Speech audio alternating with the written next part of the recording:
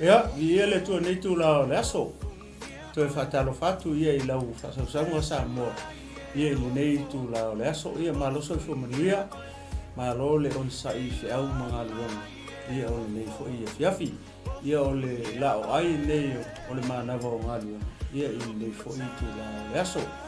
Ia maloso fumanuia malo le langi ma. Ia ele manatu ora e tatou anga I sa olo le tatou mata upu nei fiafi. Olo mai e pe I le tala le ia e seta I le mata upu le tolu. Le sa mata noa tua iana. Ina ua foi le mana ola le tangata le o ha manu e fai o se tusi. Ona mafua mai ona o le ifo foi le o mroche kai ia ia o nga uia le ua vea ma tangata foi le e pe e pito I le kupu asuelu. Kusa o le kulanga le o tula I mai ia tangata nei o amanu. O le tulanga maualunga tu I e foi le I tai uma o le malo me tai persia taimi le. Pe mele le walaina le fifia le loto tangata le ia mo tekai. O le ifo ko mo tekai ia. Le ala o fai lola tusi. Le ala o mai I le foi pole fululua. Anga I le foi po fululima. I le chapter lava le tolu le ala ma se ma vava I le titi foi matala no ma fa so atu I. Foi le fanga o tusi le. O le mali o le whainga o le tusi dea. Le ua fua mai le auro ma mei e tutongi e le whainga o le mele ua mana o e whai. Tutongi e tangata whainga ruenga. Tangata ia la o mai kusi ma mea uma. O le tūla whono. O le ale tūla whono le me mali e whoi lea. E a mo te kai e whai nga o ie whai ia le ifo le ale alo ke le whai nga o mai au saita ai ko kongo me taima persia temile ko ole ia lalo o tafeanga le wa uma mai le kanesa I paperuia le wa take over me kai persia ia le lalo langi temile ale lalo ia la Israel ia po saita masa Benjamina wa ngale oli nga ko luanga fai mo la o le mea ta o le Southern Kingdom na oli ia nga o mai manga ia la kan o ka le po mai usu le ana fai ala mo la o la lo I le mele le ala o ai la ia vai la le mele o tupule le ala o le ifo ma le usu ka I man tu o le fato nunga tu ale o le ifo le ala o ki ngai le loto le tamalo mana tua le tamalo o le tangata le o le saita ai malama le morite foi le haman foi le history o tupu anga o Israel ma ia malona foi ainga e sawai foi le mai I Amaleka ia o tangata e tupunga mai whanga ua e sau ai mana tua e usua e sau mai Iakopo we vai ole ainga le whekawai lai o mai ai le aso nei le kau ke makamaka ko TV lai ka lai ka wa le whaen kua lo oi ngai tak mai ne monio le upo le tua fa mai ole kaua le foi le sa e amale fa mai fa vau e kaua ia le kau ke vai e monio le upo le tua le ai mo se le lenga o mau ale kaua vai la o fia ma o pela I le whainga o tusi o le mali o le whainga o tusi nga kango le wafua ku ngei le fulu wafe pese la wafe le nga fua ku le ario le auro ai kusi e loa tusi o le me mali le ku whainga o tusi fa mai nga ave le tupu asueru langa mama nga kango ave langa mama foi le ia I le kangaka lea. Mawhai ia whai pule o le me kei loe le lei. Le mele i loa tangata le, ele le lei a Israel. Ele le lei mele la whai. O le wakang whaise me wha umatia i sa i ta uma, i kukongo me time perisi, a le wakango ave kakala i langa mama. La le winga ma le hata rona. Le wakango o kupu ave i le authority. O le mama lea, le wa ave a umang kusi kusi ia. Le wa umai tangata kusi kusi. E makua le kasi se nganganga kusi kusi. Se lau luas fulu marfiku provinces. O le empire o le malo me time persia. E se fulu, se lau luas fulu marfiku foi ngangana. E le whaingo fia la le mea lea. Pe aka kirikilo e leanga kausanga a koa anga se tapo le mea lea. Kausanga a koa. Mai le se fulu tolu o nisani. I le aso se fulu tolu o atara. Me masinga muri muri nga. O le aso kongu anga e wha umatia i loa. I saita uma i ko kongu o provinces umaia. Including i Masusa. Nongo winga yoke foi mmotakai i le vale. O le wa ave le pule. Ia kusi vai kusi. Ia le kupu ia ka fa fam felo loa. Ia nganga uma mai ia stamp. Ia pere di mole. O le stamp kusia di. Foi le ale. Ia o fa saima. O fa konga. O fa fiki o fa o fa Samoa. Fa maul. Fa Kia. Fa Ethiopia. O ka ese le pisi al farkus. Pasi mai o le kus. Ia. Foi la que nga maka nga uku ka vale la kiri wa kus. Ia, le nga o la wo saungi. Saungi ka vale ile nga senkuli. Pe ma foi ile se senga mer senturi le ka koi. Ka wal so fa mua. Ia masalo po o ke longa le fa mai nga o i manu tele vape. O longo winga nga pulo ko ka balmang. Ko ke nga ave so fa mua se tulo. O le fa mai nga ave manu tele vape. Le winga le mako isawa o so fa mua ia nga ave wa mama ke le me. Mama ko ke dia. Iyo. Ya. Alu nga kiki sa mo pa fu ai. Ele kiki sa mo. O le mako sa mo ska mai me. Ia ka kilo fa fangua ia Iran le kai mingi. Iran le kai mingi. Me ka o Persia me time Persia yes o. Ia le ka ke va ia. Ia Iran time. O le mako ke le o ia. Ia fe rolo ngai o po le wo ia a wala cha vale ma me fa le helicopter ai a aso. Ia sasan man o tamatta i malanga ave nga kus. Iyo. Malanga ave nga. Ai pe ole malia na chala. Fai mai le fa upunga le. Fa mai o umanatus na ave le ia li sili. Le tonu ole. Le tonu ole maota tu. Pe o kamanga e ko kilo ia pe nisi me ko fia fa le ia po le. Ale fa mai ole me o mana o ia. Ia ha manu me o le. Kangole fa. Ale me le fa ele se me le. Ale amaka mai ale i mata upo e fa vele kangi loko ka ko kamale i fo. Wala fa no me ko kangi ala me fiu la vale. Wa o ia le na ma fu ele me. Pas ora so si de fia ia de vai ngale. E se o nga mole me mo tato. Ia se ka ko o mta upo e fa. Emo Se fa mo ku i la kusi bala u. Kiri fa ia sa u mo ma fu me sa u. La fu sa u si le me. Ole ma mai ol mele makaukia. Ole pengo e sa u. Ole walu waku le. Le mama tu bye. Pe ole Hola mama. Se me que capa mai fora mama. Le mama e que le lo na tau. La mama ele se mama anga ta. Kai pe mama mo tu. La vele lo mama. Pe mama tu lo mama se. Ai, o que fa ma, la mama ora. Le parece meglio o se cupo rimane. Basta. O se cupo. Ia le tua. O leo wa, a sila fa upo sifulu anga ilalo. O ile kau moli atua ile. Ia le tua. Mana inia fia. Ona wala awina lea oe tusi upu. Ale tupu le aso e tasi se fulu ma le tolu o le masina mua. Masina la leo Nissan. Nissan, ia. Ia ona tu sia ai leo mea uma wa fai atu ai ha manu e alvatu e li sili ua ile tupu. Ia. Ai le ia. Lele ula. Usa loa i malifia kupu i. Ia. Ia. Ona fai mai lea. Ma e pule. O e na pule i leitu malo ma leitu malo. O ali i fo i o lea nuu ma lea nuu. E wha ata tau ma le tusi lima leitu malo ma leitu malo. E tusa fo i ma le ngangana lea nuu ma lea nuu. Na tu sia i le ingol tupu asweu.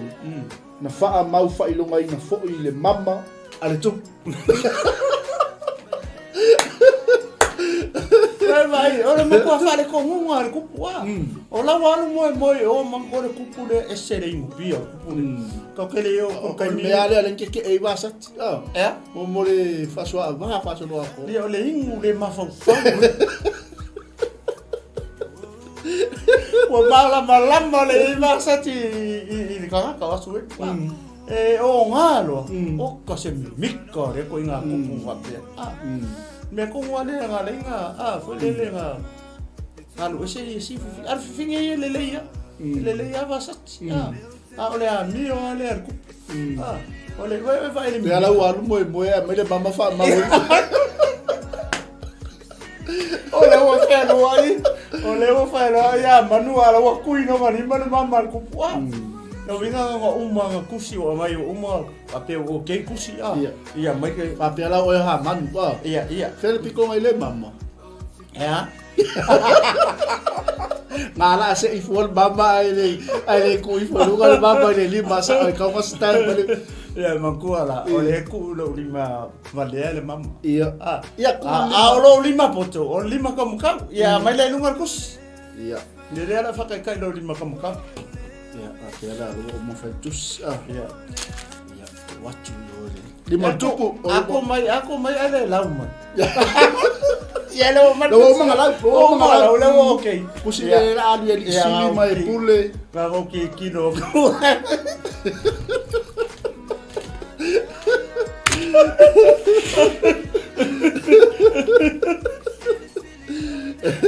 Wa ke de aku se di pe di mai ala Vai fai ngo kusi aso ia. Stamp le mama tu. Au kusi o fai vai ke bela wa enga ia ka di ema. E sainga ya oi la o etus. Ia, moina. Aua. O le ala wa lu asu elu mo longa. Ia, longa fef. I longa moto. Ia. Ale wa mama na manu le. Ha manu wa. Ia, mama tu. Ia, foi lá. Longa winga o passi me kus stamp. Ia. O passi me kus stamp. Ngal stamp pa ne manu lo fa. Ia. Ala ngal nga su elu mo. Ngala wa wingu o mo fo yo longa fef. Kusalera fef ku puma fef sio. O le si tangata experience melo faitus. Si o ia fai longa fef. O le si tangata experience melo faitus. O tina ya event. So i menefia. Ia okay, lo ele sa inia tina se kus. Ya man tu ala le unha kupulanga. Saka ai kamanga. Kelle la spai. Alu mo feo ai. Ole ai porque anga tina nga ave kus ele fai kus. Ya masalo. Ta foi o le kala mo mele unha kupulanga le la spai. Alu lo ai wa malo ya suelo.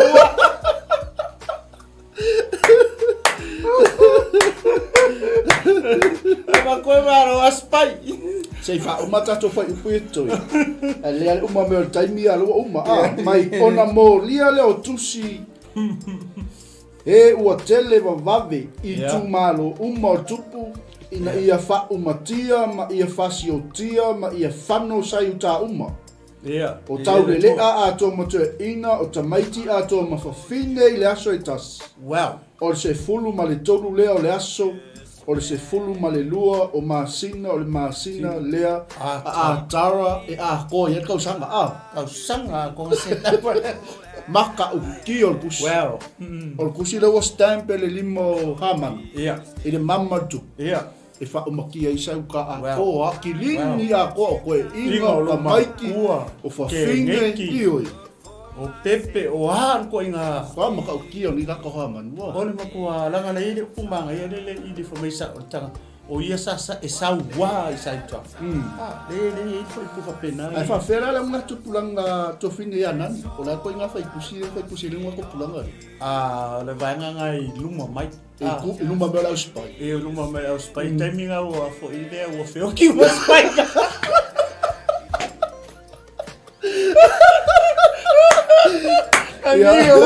Kala fa matina ya eving.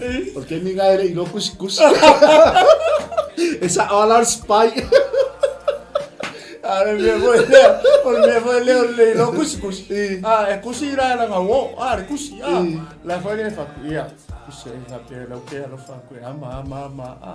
Ya le lo ala wo ka ngos pa le kusi. O che lo fa ya.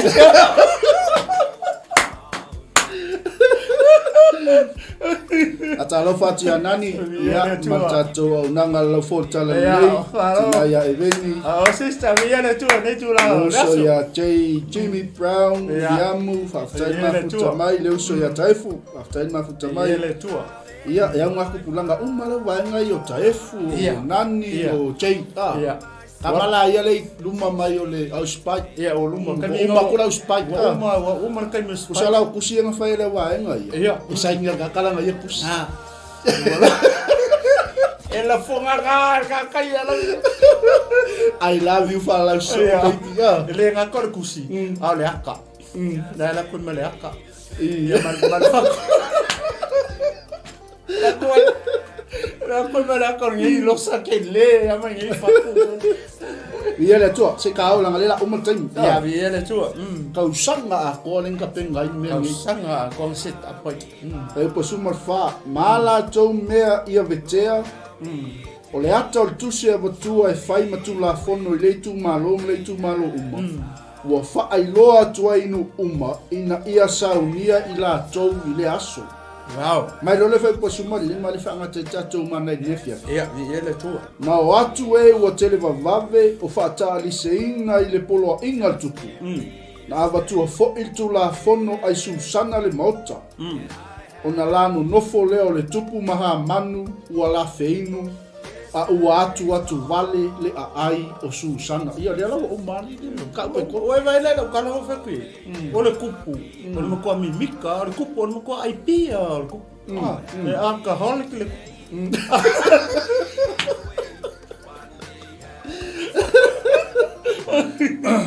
Ia fai keke vai sta mai le yupi. Ia le sa foi le o tina.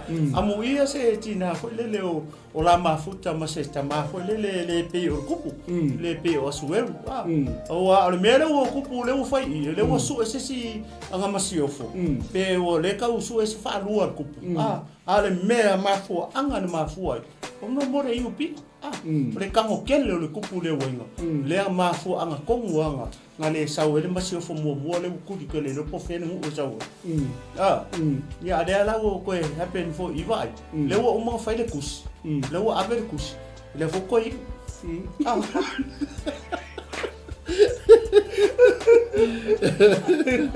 Ya vi ele tu ese o ko fa po le wa nga o ma. Ia le chapter 3. Ia ma na ia te ia usa le ua pisi solo le au ave kus. Le au kiriwa kus. Au kuria. Ale ala upa kiro ha manu malo marku. Kami ngo si aku pusa kamai vale. O kai mi foi le fa o mantau o makua I fa ang atu vale ale le mauta I susana. Ia. Nanga mo I lo le mauta susana. Amen. Langa kongu nga mai kusi. Amen. Kusala o saitari ko kongu o susa. Ko le mauta ko loko har ku. La konga ngala ko lo mene. Mo ala ko lo. O le ala wa kusi. Ora au pufa kusi. Ala o fale kongu ala ka saitari ko. Amen. Ni mele mo chekai. Amasha mo chekai langa o ia nga mafu ni mele. Ele wa fa ingai koe longa inga. Waleng koe mention fo ya ia longa inga nga ua kaum fai kuri longa fingiru. Ka penga le tu se si me la be inga isa uta o e malu a inga fango. Koe vai. E ma fo mera me ke le lope o le a sa wa uia fam sinonga me. Ai a fai se me le tu. Ya. Ti ele tu. O wala ia ka penga le tu. Mo lave inga lo e se o de to fa popo ia le tua ia te lo le fa unga lo tato mana il mana vonga benga ele tu e moli atu mo oi amen lo ainga ne fiafi sa mo le pele ia o le wa tato ia ile fa no tele fa atu vale ina le ayo susa ona o le mea tu lai mai ia male anga vale o le nitanga toha man ia leo ia saunia ai nei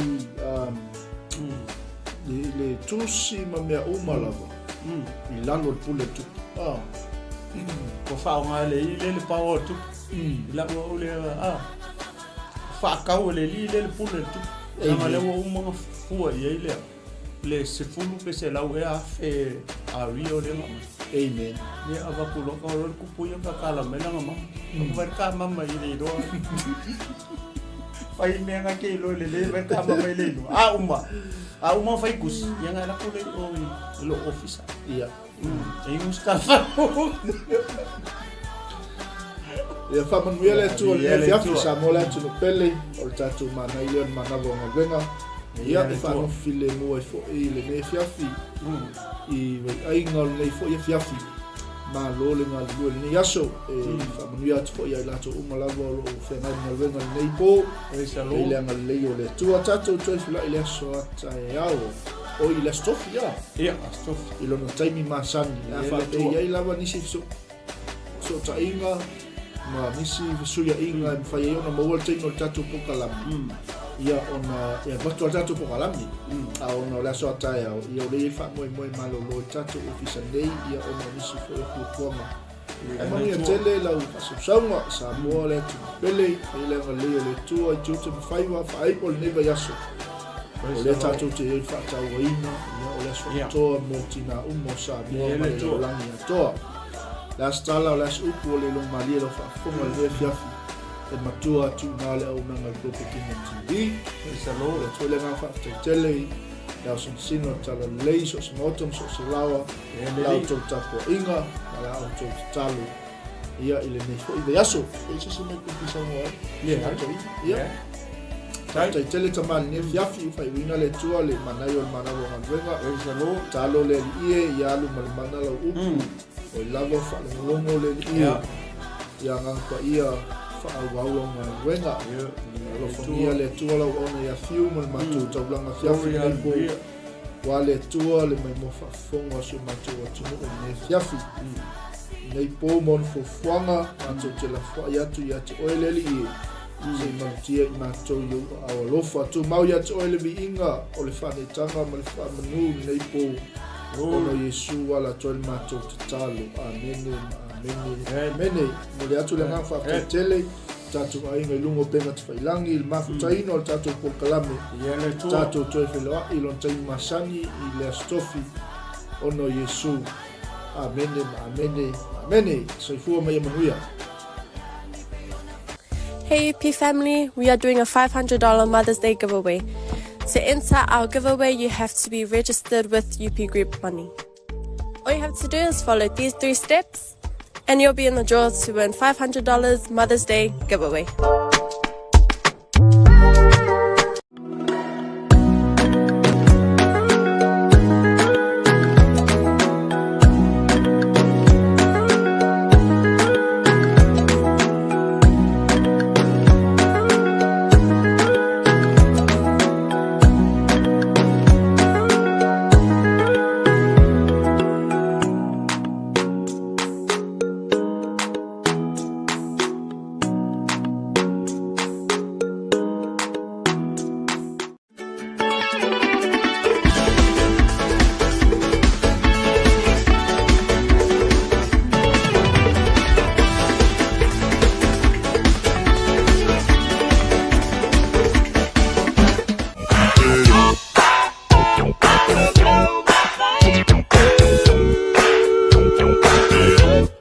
Thank you.